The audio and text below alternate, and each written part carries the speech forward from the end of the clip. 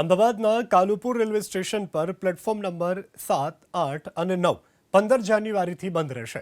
અમદાવાદ અને મુંબઈ જતી train Maninagar railway station, જ્યારે દક્ષિણ ભારત જતી ટ્રેન વટવા રેલવે સ્ટેશનથી ઉપડશે.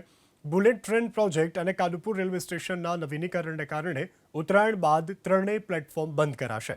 અમદાવાદ અને મુંબઈ, કર્ણાવતી વગેરેની જે ટ્રેનો છે, ગુજરાત એક્સપ્રેસ મણિનગર રેલવે સ્ટેશનથી ઉપડશે. અમદાવાદ આસનોલ સાપ્તાહિક ટ્રેન ઉપરાંત અમદાવાદ ગોરખપુર, અમદાવાદ પટના અને અઝીમાબાદ ટ્રેન પણ મણિનગર રેલવે સ્ટેશન ડાયવર્ટ કરાશે. ચેન્નાઈ અમદાવાદ એક્સપ્રેસ, પુરી અમદાવાદ એક્સપ્રેસ સહિત દક્ષિણ ભારતની train Vatva railway station divert કરાશે.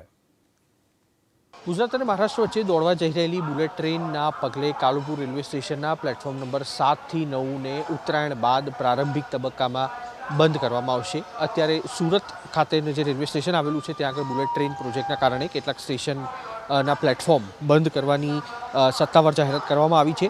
મળતી માહિતી અનુસાર કાલુપુર રેલવે સ્ટેશનના 100 મીટરની અંદર મેટ્રો ટ્રેન અને તેની સાથે બુલેટ ટ્રેન દોડાવવાનું કેન્દ્ર સરકારનું આયોજન છે. ત્યારે પહેલા તબક્કામાં 7, 8 અને 9 નંબરના પ્લેટફોર્મ છે તેને બંધ કરવામાં આવશે. તે બાદ 4, 5 અને 6 અને અંતિમ તબક્કામાં 1, 2, 3 નંબરનું પ્લેટફોર્મ છે તેને બંધ કરવા માટેની સમયાંતરની જે જાહેરાત છે તે બુલેટ પ્રોજેક્ટ તરફથી કરવામાં આવશે. Ahmedabad Mumbai Karnavati, Ahmedabad Mumbai double decker, Gujarat express, Ahmedabad Mumbai express સહિતની કુલ લગભગ 17 જેટલી ટ્રેનો છે તેને મણિનગર ખાતે શિફ્ટ કરવા માટે પણ અત્યારે આખરી ઓપ આપવામાં આવી રહ્યો છે.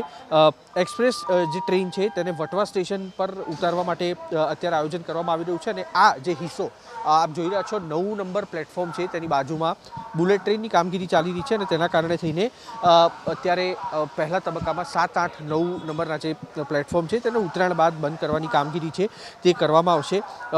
રાજકોટ ખાતે પણ અમુક ટ્રેનો છે તેને ખસેડવાની કામગીરી કરાશે, જેમાં Ahmedabad Varanasi city, Ahmedabad Sabarmati express, Ahmedabad Yeshwantpur, Ahmedabad express સહિતની જે ટ્રેનો છે તેને ખસેડવાની કામગીરી કરવામાં આવશે.